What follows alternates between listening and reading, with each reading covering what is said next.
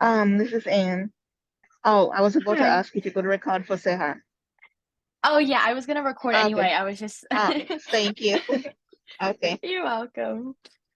Um, but yeah, okay. So, the first question from the outline is to identify the best framework for prioritizing client problems. Now, what I got from this question was that she said Maslow's hierarchy of needs would be the best framework. And can anybody remember why she said it would be the best framework to use?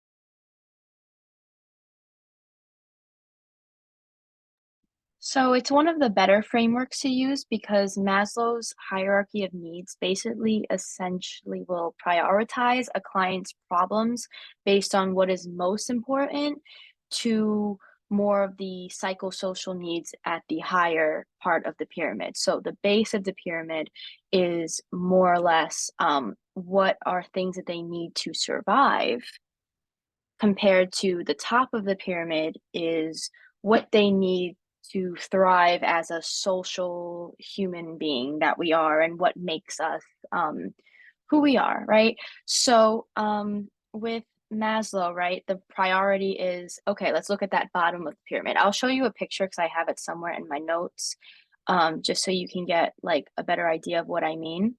So, when we're talking about Maslow, we're thinking about, okay, well, what is a priority? Well, if my patient doesn't have food, water, or a place to sleep, that's a problem. So in a question, it could simply ask, out of all of the following using, Maslow's hierarchy of needs, which would I prioritize? Well, if it said they don't have access to food or running water, I would pick that. Then the next thing would be safety needs. Now, this you might think shelter. Shelter is more for physiological needs because that's something that you need in order to survive, right? If you don't have a shelter, you don't have a place to keep warm or to be cool during, weather extremes, that could be fatal. So no, but security in this sense or safety, it could be defined as safety or security needs, is like in prevention from harm, prevention from infections, prevention from falls. So we're thinking about safety in terms of how do we promote safety as a nurse? That would be our next priority if their physiological needs are met. If both those needs are met, their physiological and safety needs, then we go into their belonging and loving needs, right? Do they feel as a person that they have love, that they have support? Do they have intimate relationships? That's the next part. If those needs are satisfied, we go into their self-esteem needs, meaning how they feel about themselves, right? Do they have good self-respect? Do they like themselves? Things like that. If that need and all of the other needs below are fulfilled, we look at the top one, which is self actualization, or like I said, their full potential, their best version of themselves. So, as I was mentioning for this question, I thought it wasn't going to load, our priority is looking at that bottom of the base or the physiological needs and then going from there. Does anybody have anything they want to add to this question that maybe I'm missing?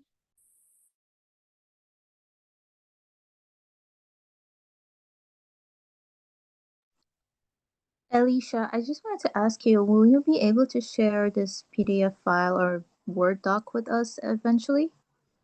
Yeah, just ask me. Okay. I'm not gonna remember who asked. You just have to text me. I don't really remember. But Okay. yeah, if it's helpful and you could use it, definitely do.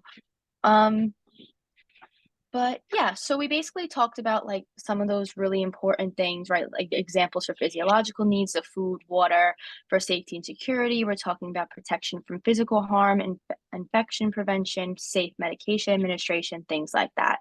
For love and belonging, since we're talking about how they feel and how they feel with amongst other people and their support systems, we can do that by, as Dr. Remy said, knocking on the door before we enter. Um, for self-esteem, it's about showing respect and making sure they feel good about themselves. So we want to address them always by, using their name. Don't use, Mrs. or Mr. They may or may not be married, and that may or may not be appropriate. And for self-actualization, we know that's their highest potential. That's the last need we prioritize if all the other needs have been met, and we want to accept them the way that they are and look at them as a whole person. So the next question is to identify authorized written medical decision on behalf of a client settings for palliative care and end-of-life care. Does anybody remember what we were talking about for this question when we had the review?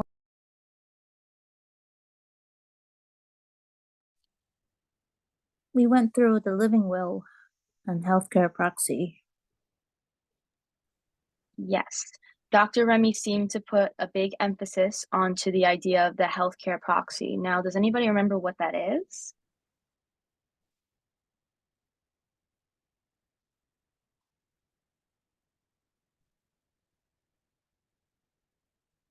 You assign a person to be healthcare proxy in circumstances when you're not able to make decisions for yourself, when you're unconscious, and if anything were to take course in the treatment for him or herself, then this person will be the point of contact when it comes to healthcare providers want to reach out to somebody who was assigned as a healthcare proxy to tell them this is what's happening and there's a reason why we need to do this intervention. Do you consent or not? Yeah, that's really perfectly said. So the healthcare proxy is just someone who makes medical decisions on behalf of someone who cannot. And the living will is similar, except it's not a person. It's just more or less a document that states what their wishes are if they can't make decisions for themselves. But she did put an emphasis on healthcare proxy, so I think that's what the question is going to be related to, right? Who can authorize a decision, a medical decision on behalf of someone who cannot? And I think we're looking at something that relates to a healthcare proxy or durable power of attorney. The next question is conducting a physical assessment on a client receiving the prescribed opioid medication. Implement nursing action. So if you have a patient, right, and they're taking morphine, let's just say they're on a PCA pump post-operatively, right? What is your priority as a nurse? What should you be looking for to make sure that this medication, let's just say, isn't having any sort of adverse effects?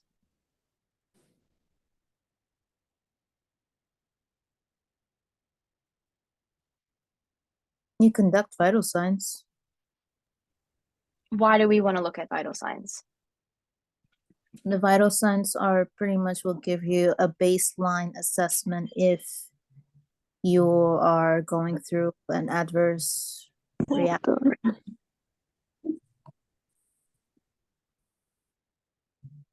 Yes, vital signs are very important because they're going to give us a baseline. They're also very important because when we have a patient on opioids, there's a few things that can happen, right? They could have nausea and vomiting, they can have constipation, urinary retention, but the priority is that they could have respiratory depression. So if I'm not taking consistent vital signs on them, they could be going into respiratory depression, and we might not even be aware of it if we're not being consistent with them. That's why it's so important for our priority is to look at vitals so that we could see that respiratory rate. And as something else that Dr. Remy pointed out was that after we do vitals, we do a pain assessment because we're not going to give a medication to someone if they don't need it. If they're not in pain, there's not a necessity to give them a pain medication because that could just put them at further risk for some of the complications that we already spoke about. So our priority for someone who has an opioid medication would be vital signs and then a pain assessment. And does anybody remember what we need to have available if we do see the vital signs and it indicates that they're undergoing respiratory depression or we see a respiratory rate of less than 12? What do we do? Naloxone. Yes, exactly, right? Because that's the antidote. We're going to give that to them because if they're experiencing this, we need to revert that quickly. Um, and she also mentioned, I don't know if this would be a part of the exam per se, but she said a fentanyl patch is typically good. I wrote down 48 to 72 hours and that you need to have the date and the initials. I don't know if anybody else got anything different, but that's what I have for that.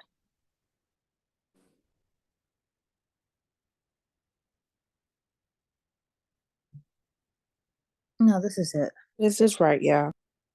Okay, because sometimes I don't know if I always hear things, so I just want to make sure. Um, okay, so the next question is identify the priority of the nurse's role when preparing a client for surgery. Focus on ethical nursing practice. So if you have a patient who's going to surgery, what is one of the first things that I should check? Are they informed? Self-informed.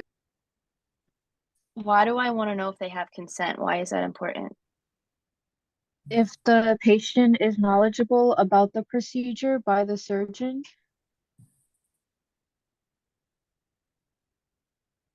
Yeah, right? I mean, the consent is essentially stating that the surgeon came to the patient and gave them education on the procedure, the adverse effects, the risk, everything that this patient needed to know. And them signing it is them indicating that they understood what the surgeon said and they are agreeing to go to this surgery.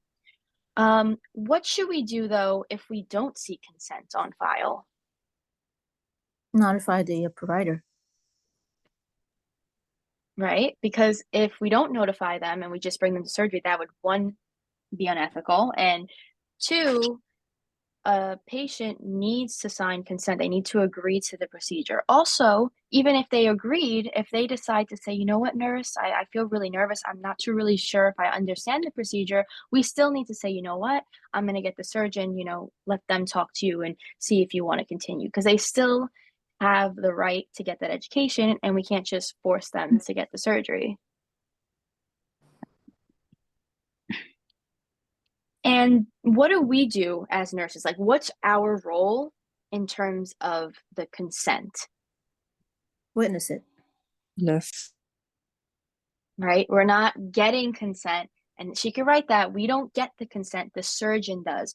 What we do need to check if they're going for surgery is if they have consent on file. And if they say, hey, nurse, I don't feel comfortable right now, or I don't really know, much about the surgery, then we call that surgeon and we notify the provider immediately. So I would say those are your two priorities in this situation. It's checking if informed consent is on file, and if the patient turns around while you're pushing them to the OR, hey, I don't feel comfortable, make sure that you notify the provider and bring them right back. Okay. So the next question is develop a care plan and identify the steps to achieve a client goal. So we have the ADPI, or Dr. Remy likes to say the ADPIR because we add the R to it. But would anyone want to share like what the components of the nursing process are?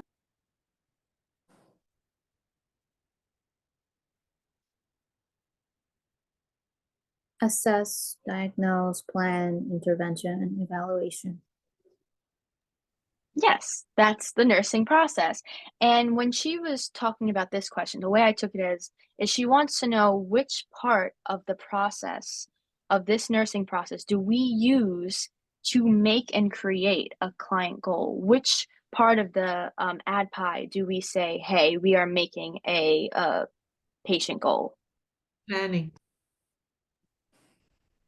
Yes, I think the question will be teetered towards that, or you're in the planning phase and how will I write a goal? So, what would be an example of an appropriate way to state a goal of a patient? Patient states. Right? Because it's the patient's goal, it's not our goal, or patient states or patient says, something like that. So that would be an appropriate way. And also, all of these goals need to have a specific time frame, right? They can't just be like, oh, okay, I want my patient will or patient states they will walk again. Like, no, it has to be more goal oriented and more time specific. So patient states they will walk within 48 hours post-operatively. That would be more specific, more short-term, and something that we can see and evaluate and also perform interventions to get our patient to that goal.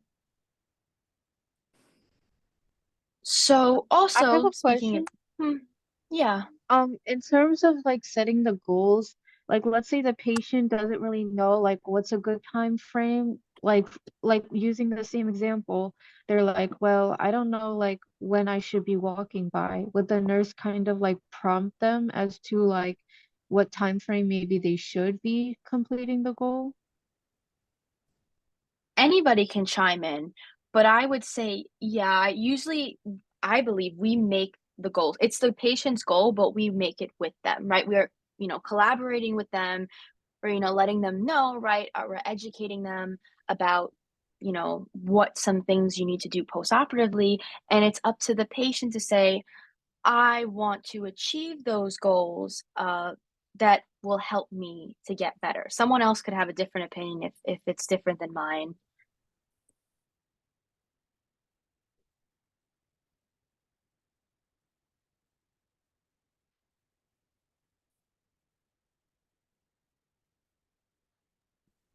Because, like, also, for example, right? Let's just say we know as a nurse, it's not good to sit all the time because you could be at risk for a DVT or things like that, right? A patient might not know that, but if we let them know, hey, prolonged sitting could lead to the development of clots, then they might turn around and say, okay, well, what can I do? And I could say, well, here's some things I suggest, which would be, making sure to ambulate every hour to 2 hours when you can. And then they might say, "Okay, you know what? I'll make sure to walk every 2 hours." That's how I think the planning or the goal making phase would come into action. Does that make sense? I agree. I was also going to add that we as nurses definitely are the ones that make the patient goals, but the patients have to be willing to be incorporated in their patient care for it to actually work. Exactly. Like I'm not going to write in my goals, "Oh, patient will ambulate," and they said they're not going to walk at all. So that would make no sense because they're not going to achieve that goal. So it has to be goals that would also make sense to the client. Um, Also, the other phase is right assessment. We're looking for subjective data. We're looking for our chief complaints. We have objective data where we're looking at our vitals or anything that we observe as a nurse, and subjective is whatever they tell us, the patient. Interventions are basically the nursing care that we provide that relates to those goals. They're not the goals, they're just helping enact those goals or make them come to life. And then lastly, we evaluate if those interventions were useful in achieving those patient goals. Okay. So the next one I have is for chapter 4. The first question is to identify the most appropriate action for the nurse when conducting a health assessment. The way I took this question based on the review that we had was that we need to have active listening, and we should sit at eye level so that the communication can be effective and we're showing that we're listening to them. And also, we don't want to use any sort of like sciencey medical terms or too much terms with them because it can just sound really confusing. Does anybody have anything else that they wanted to add for this question?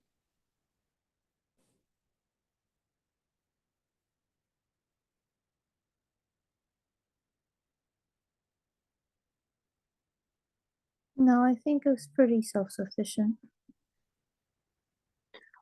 Okay, and also, like, I reference underneath this question, the slide where it says considerations effective communication. That's from the slide that we had, so I just sort of copied it and added there. But those are just some other things, right? We want to always as Dr. D said, before an assessment, we want to establish rapport or trust, right? But this is what we do when conducting. So this means during the health assessment. So we're going to make eye contact and we're going to sit eye level to them and listen to them, be non-judgmental, watch our nonverbal communication, meaning our body language, and as well as summarizing at the end of the visit what we did with the patient. But she did put an emphasis on practice active listening and sitting eye to eye level. So I think the question will have to be the best way to communicate with a patient while conducting a health assessment. Okay, so the next question is to assess a client with obesity and develop a plan of care to reduce risk factors. And it says to know the BMI, the normal measurements, overweight, and obesity. This is gonna be a multiple answer question. So, what would be a BMI for someone who is obese? Over 30. Yeah, so 31, 32. What would be a normal BMI? Between 8.5 to 24.99. Yes, 18.5 to 24.99. And what about overweight? 25 to 29.99. Yeah.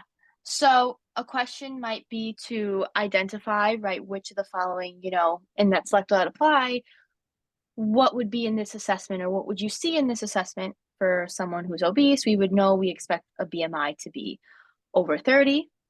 And I didn't see too much with her talking about plans or how to reduce the risk factors, but what are some of the risk factors for a patient if they are obese?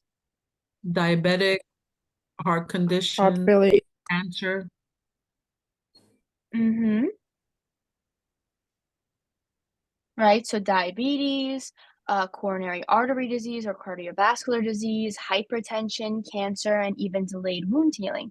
So we might, in this question, have to identify what are some of the possible complications that can come from obesity, right? So if we see the risks are hypertension, cancer, diabetes, we want to watch their diet, right? We want to, if I saw a choice that said which, develop a plan of care that would reduce the risk factors for obesity, and I saw, watch your diet or increase fluid intake and decrease sodium and stuff, I would pick something like that. But another thing is their waist circumference. That could tell us a lot about them. So, what would be the waist circumference of a male if they were to be obese versus a female? Male greater than 40 and female greater than 35. Yes. So that's what we're also looking for, right? If it says female in the question, that's going to let us know we're looking for a waist circumference of greater than 35. Whereas if it said man, we're looking for a waist circumference over than 40, right? Because that could be tricky because we might say, oh, 35. But if it said, male, 35 wouldn't be considered obese for them. So that's something that we need to look for. Yeah, that's all I have for this question. Does anybody have anything to add for it?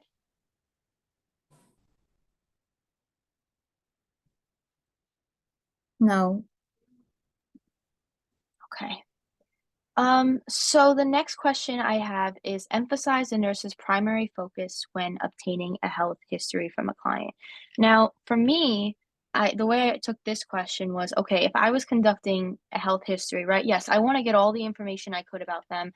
I want to look at their review of systems, that head to toe assessment, but I want to know why they're here, right? I want to find out what is the reason my patient came in today, right? And is that chief complaint related to any sort of system problem, right? Or they have a cardiac problem, respiratory problem? Could that be the reason why they're here today?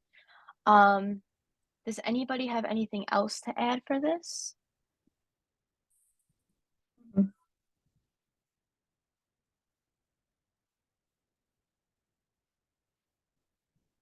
No. Okay. And just before I go to the next question, how do we perform a head to toe assessment? Where do we start and where do we end? Start at the head and end with the skin. So we go to neuro, then cardiac, then respiratory, then GI, GU, musculoskeletal, and skin. That's the order she wanted us to memorize. I feel like she wanted us to know it for a reason, so that's why I'm emphasizing it. But yeah, I also added in this like outline just the components of the health history, right? That we look at their biographical data, which includes like their age, race, date of birth, things that they can't change about themselves, right? Things that are things that they already have, right? Like their age and their date of birth, they can't change those things. Their address, like things that are to them. Their chief complaint, their present health concerns and illness, past health history, family history, review systems, all of that stuff. There's a lot that goes into it. But we want to know, right, why they're here. That's our primary focus of the assessment, why they're here and how can we help them with the problem that they're here for. Okay, so the next question I have is conduct a nursing assessment to determine the need of a client's nutritional status. So I wrote a whole bunch of things in here. I just copied all of the nutritional stuff, but this part is what I have from my from the last time you were with Dr. Remy.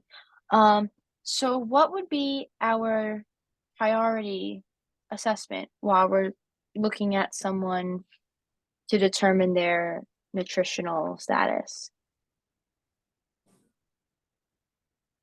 Assess their BMI.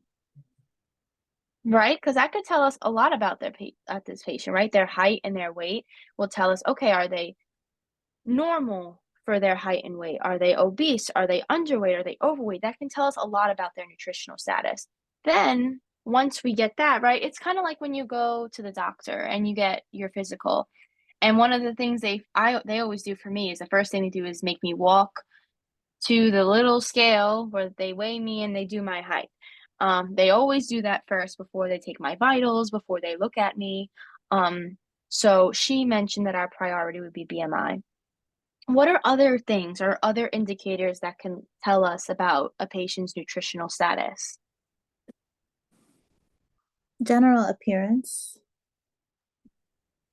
Right? If their skin looks maybe more dry and brittle, right? Their hair, their nails, their capillary refill could be delayed if they're dehydrated. We could also look at their mucous membranes, the mouth and the teeth. All of that's going to tell you a lot about the patient, right? Because your mouth is a key indicator of how you take care of your oral hygiene and some of the things you put into your stomach, your thyroid, your musculoskeletal, because what you eat can affect your energy and could also affect how you move, right? For example, if you have an electrolyte imbalance, that can cause muscle weakness.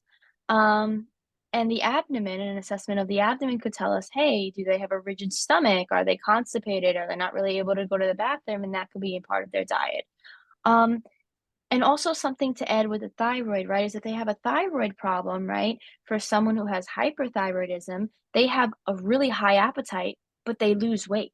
They can't keep it, even though they're eating a lot. Whereas someone who has hypothyroidism doesn't really have much of an appetite, but they still gain weight even though they eat. So that's why the thyroid is put into this category. And does anybody remember what we were talking about for checking under the eyelids? Why we need to check under the eyelids? For anemia, if it's pallor, if it's white, the sclera is an indication Yes, of anemia. yes, exactly. So we're looking for that as well. So that's why the general appearance, height and weight, the first thing that we do. The next thing that we can physically see before we get into the rest of the assessment is the skin, hair, and nails. You don't need to necessarily touch the person to see that yet. Everything else gets a little bit more, personal, but right? We always want to start with the, I guess you could say, least invasive, and the least invasive way is getting that height and weight and looking at their skin, and then we could start doing assessments of the other areas like the mouth, the mucous membranes, the neck, the musculoskeletal system, and the abdomen. Okay. So, the next question is provide community health teaching of the nurse's home teaching assessment. And what I gathered from this question is she said that we need to promote safety by gathering information about the home. In other words, our priority is always safety. So when we're conducting teaching for the home, we're looking at how can we promote safety. So what are some ways as a nurse that we can promote safety in the home? I would say stairs is an important one because if they have a certain condition that makes them a fall risk, the nurse would need to know. Right? Yeah. And as you said, right, stairs, right? If there's a lot of stairs and this patient can't really walk up them, even Dr. Remy put an emphasis on that, stairs, right? Carpets, they shouldn't have carpets in the house or long cords. There should be fire alarms and electric stoves. There should be adequate lighting because that can also cause a fall risk. Make sure they have heating and a cooling system, right? All of those things. That's really important. So I think this question will be, what should I teach my patient in terms of safety? So I think there's going to be like 4 options. It's going to be, what should I teach them, or what should I be looking for? And that question, I would sit there and say, I'm looking for the choice that says this promotes safety in the home. And she did put an emphasis on loose carpets. So I think we might see something along those lines. Does anybody have anything else to add?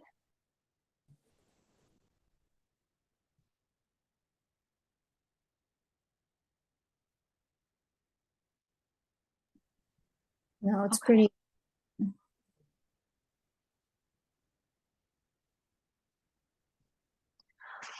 Okay, so the next one that I have is to identify clinical manifestations of the system's response to stress. So this is simply asking, what manifestations do we expect to see in a patient who is exhibiting stress?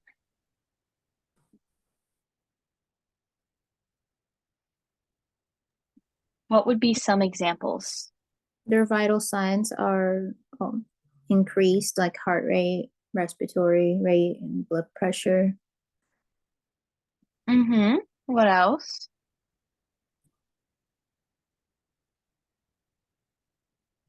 They'll have increased alertness, increased Mm-hmm. blood, increased blood glucose. Okay. So we I have have a increase, question. right? Yeah. I have a question for letter D. Why the skin would be cool and clammy instead of like sweaty? Like let's say for example, if they're anxious and like stressed, like wouldn't they be like maybe like sweating a little? Okay, so the way I think about it is like imagine going to the gym, right? When you work out or you run, right, you vasodilate. At least for me, my skin turns really red because my vessels are dilating a lot and I'm needing more oxygen and blood flow to those areas, which is causing me to sweat. When you vasoconstrict, when you're getting nervous, right, and you're having a stress response, um, your vessels are closing, which means there's less blood flow to those areas. So when there's less blood flow, instead of exhibiting warmth, you have coolness. So when you start to vasoconstrict, less blood flow means less warmth, which means you're going to be cool. Does that make sense? Yeah, thank you. Yeah. So with stress, right, we said increased vitals, increased heart rate, respiratory rate, blood pressure, and metabolic rate. We also have peripheral vasoconstriction, which leads to this cool, clammy skin. We have increased alertness, right? Like their mind's all over the place. We get increased blood sugar. We get increased sodium retention, which can also be bad and hurt the kidneys. And we also have an increased anti-inflammatory response. That's why when we have stress, and we were talking about, well, we'll get to that question where we were talking about what's an example of a manifestation of an inflammatory response. And in some of the slides, it was talking about, well, when you have that inflammatory response, it there's a quick reparative process, and that's because as soon as you get into that stress stage, even though you might be inflamed, your body's also trying to quickly counteract that. But yeah, those are all the clinical manifestations. The next thing is conducting a nursing assessment of a client in a stress response. I think this question simply means, what do we expect to see in a patient coming to the hospital in a stress response? Like, what sorts of symptoms and what sorts of appearances might they present with? Like, would they be really calm, or would they be really like nervous and not really able to focus? They will be experiencing anxiety. They will definitely not be able to focus. They probably will be coming in with pain. Yeah, right. They're not going to really be this calm and collective person. If they're coming to the ER or wherever with stress, they're going to be a little agitated. They're going to be, oh, like they're going to feel like their heart is like pumping out of their chest. They're going to be like scatterminded and not going to really be able to focus. So I think that's what Dr. Remy was emphasizing when we were talking about this. Does anybody have anything else to add for this question?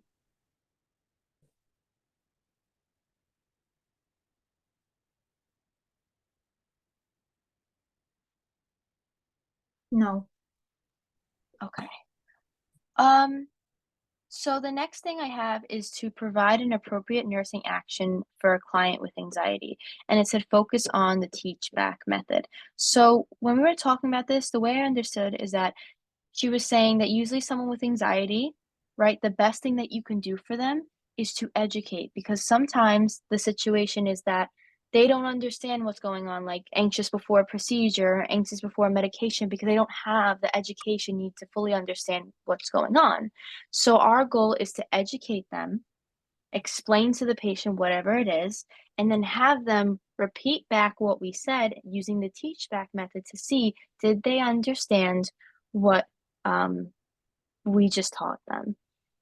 Does anybody have anything else to add?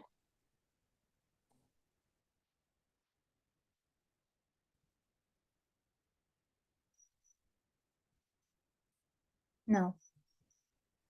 Okay. I also think this could be a question where it's like, oh, you're teaching uh a patient who's anxious about a surgery, and what would be the most appropriate nursing action is to ask them, should they repeat it? Why? Because if they're anxious, they also might not be able to focus. So we want to make sure that they understood what we taught them, or else they're still going to proceed to be anxious because they don't understand. So I think that's also what this question could present as um, for the quiz.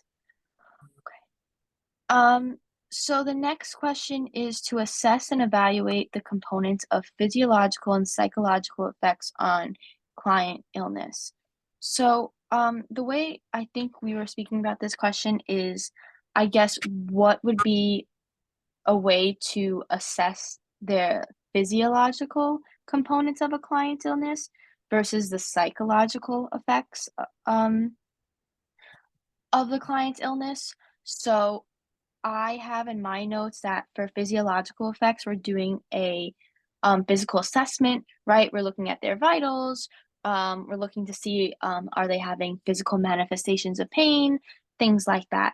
Whereas for psychological effects of illness, right, how are they feeling? How are they doing? Are they having anxiety? Are they having depression? Do they have support systems to help them cope? Are they, how do they feel about the diagnosis of the said illness? Does anybody have anything to add?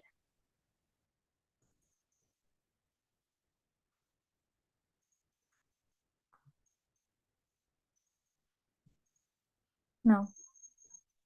Okay, I think this could also be like a select all that apply, or simply a question that says like, which of the following would be a way to assess physiological manifestations of illness, or which of the following would be a way to assess psychological effects of an illness. And if we're talking about psychological, like I said, that emotional aspect. And if we're talking about physiological, we're talking about the body and we're talking about the body's manifestations. Um, Okay, so the next thing that I have is to define the pathophysiology and clinical manifestations of stress syndrome. Now, we already spoke about the symptoms. I also added the chart that she said. But when we have that uh, sympathetic, right, nervous system stimulation, we get norepinephrine and epinephrine to be released. Those are vasoconstrictors. So, because they vasoconstrict, they're causing that increased heart rate, increased respiratory rate, increased blood pressure, and the metabolic rate, which is also causing that systemic peripheral vasoconstriction, which is leading to the coolness and the clamminess of the body, and also making them more alert, right? Also, think about it. If you're vasoconstricting everything, that means there could be vasoconstriction to the brain a little bit, which means, okay, maybe you're getting a little more alert because you have less of the blood flow getting to that part of the area. When ACTH is released, we get the increased blood sugar, we get the increased sodium retention, and we get that increased anti-inflammatory response. I emphasize just the difference between which systems cause what. I don't think she would specifically ask about that, but I would just know for sympathetic, we are talking about, right, that increased heart rate, respiratory rate, blood pressure. I think most of these questions will be identifying symptoms or what causes the sympathetic nervous system to go into this fight or flight or to cause those manifestations. And it would be because of the epinephrine and norepinephrine being released. Does anybody have anything else to add?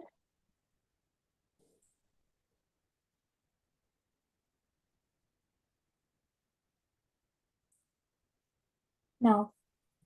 Okay. The last thing I just wanted to say with two parts that were in the slides that necessarily she didn't specifically point out, but we did highlight them when we were talking about this in lecture, was that when epinephrine and norepinephrine are released into the bloodstream, right, we have the nervous system stimulated, which also produces that metabolic effect to cause the increase in blood sugar. So it's affecting that metabolic system, leading to the increased sugar levels.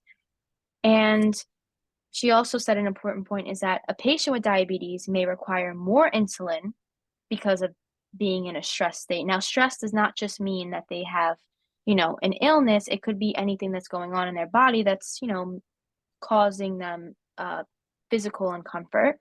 And a non-diabetic patient who's experiencing stress may be put on insulin even though they've never had it before because their sugar levels may be really abnormally high. So I think the question might be related to either norepinephrine and epinephrine being released, or this idea that this the nervous system, the sympathetic, stimulates that metabolic effect of elevating our body's blood sugar. So the next thing that I have is to identify positive and negative feedback of a client experiencing an anxiety response.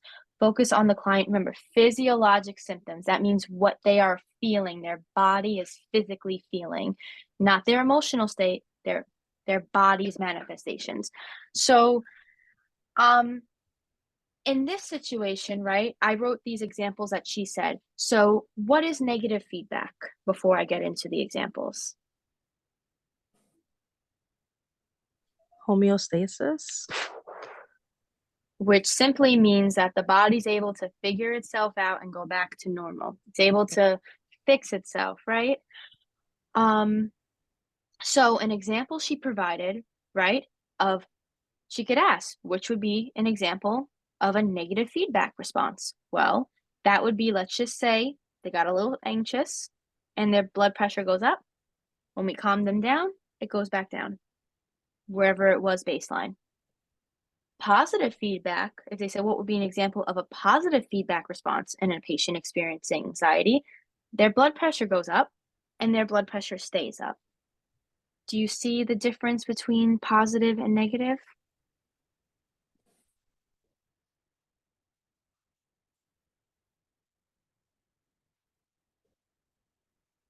I can give Yes. more examples if it's still confusing. So it's just the positive feedback is whatever the body state is experiencing the stress. So whether if it's in the hypo or hyper of a metabolic reaction, and then that depends on that stress. And then the negative is when the body goes back to equilibrium. So usually with the blood pressure will be normal during this time. Yeah. So like for positive, it's also the idea that like since it's the way that the person is responding to stress, the body can't figure out a way to make it go back down. And since anxiety response is a stress response, we expect the heart rate, respiratory rate, or blood pressure to elevate as well as the sugar, right? So an example could also be that a patient receives insulin for the high sugar and it doesn't go back down. That would be a positive feedback. The problem is the body is not being able to regulate itself even after interventions. Whereas negative feedback is that the body is able to go back. So she emphasized the example of blood pressure, like a normal BP or a high BP, and it goes back down to normal.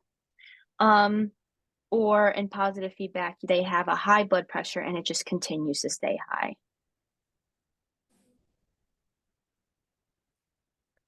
So the next one is identify stress and inflammatory response based on the client's clinical manifestations.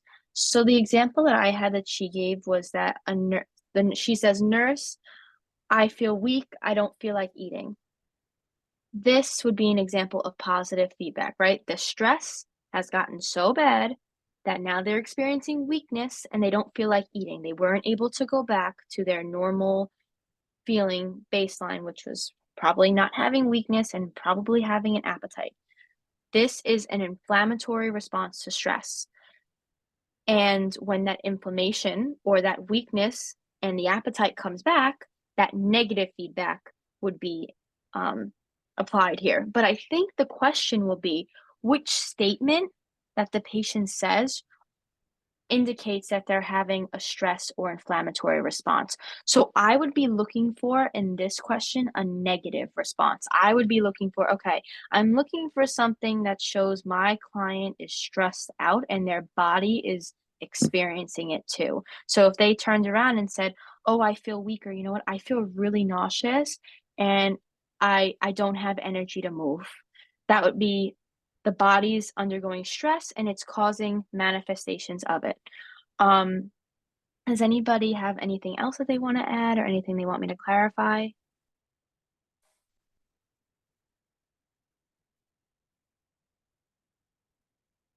No. Also, if you haven't done so already, if you could put your SFC ID number into the chat box for me, that would be amazing.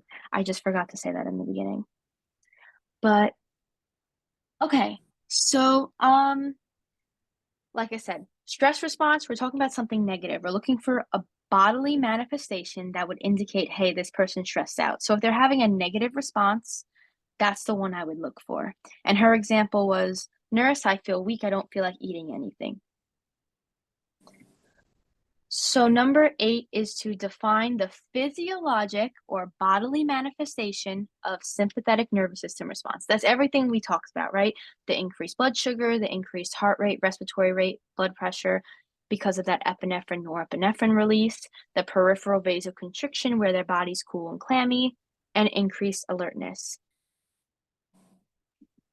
So I hope there's 3 questions on that. The next thing is assess the signs and symptoms of inflammation. So what are the 5 cardinal signs? Redness, warmth, swelling, pain, and loss of function. But I also wanted to ask about what are the appropriate medical term in case if she brings this as a select all they apply, because I'm sure she's gonna Redness is rubor. Warm revert is calor. lower. Okay. Swelling is, I think, tumor. It could And also be edema, maybe. Yeah, edema. So it sounds.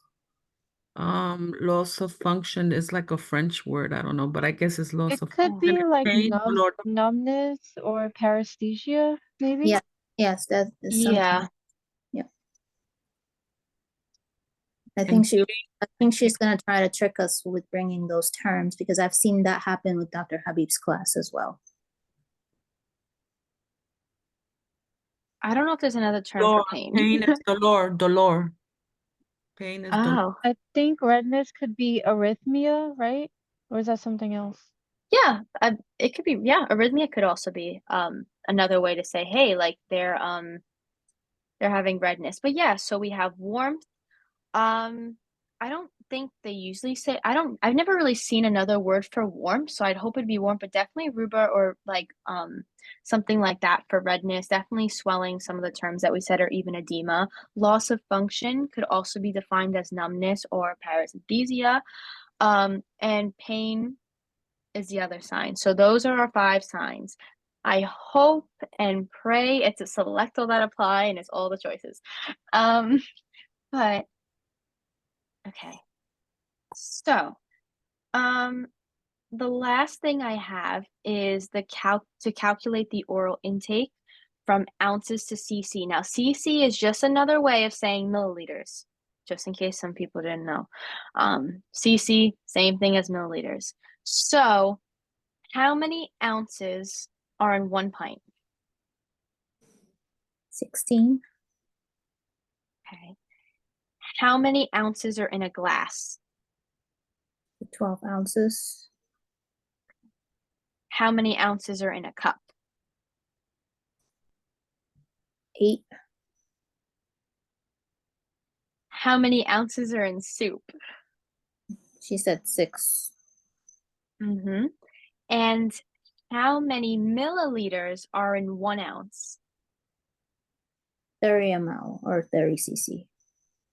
Yeah, right? So even if you can't remember 360, 240, if you remember how many ounces are in each, and you know that 1 ounce is equal to 30 ml, you're going to get the question right. Because she said she's going to use ounces. So it doesn't really matter if you can't remember that, oh yeah, 30 times 16 is, 480. But if I know there's 16 ounces in a pint, or she just says 1 pint, I know I just need to do 30 times 16. And you're also going to have the calculator feature on the quiz. So I that have a should help. question. Hmm. So for the calculation, 1 ounce equals 30 cc's. What are you multiplying? Is it just the 30 times whatever ounce for each conversion? Yeah. So if If it it's says, if she's sorry, I was just gonna ask if she puts in a question like 1 glass of orange juice, is she gonna put the 12 ounces in parentheses, or do we have to know that? I think we have to know that part. That's why I said what's 1 glass, what's 1 pint, because I think she's not going to tell us the exact ounces, because she could also say Jello and applesauce, and Jello and applesauce are both just 30 milliliters. But I think she's going to give us, like you said, 1 glass of orange juice. How many milliliters are in that? So I would have to say, okay, I know 1 glass is 12 ounces, so I do 12 times 30.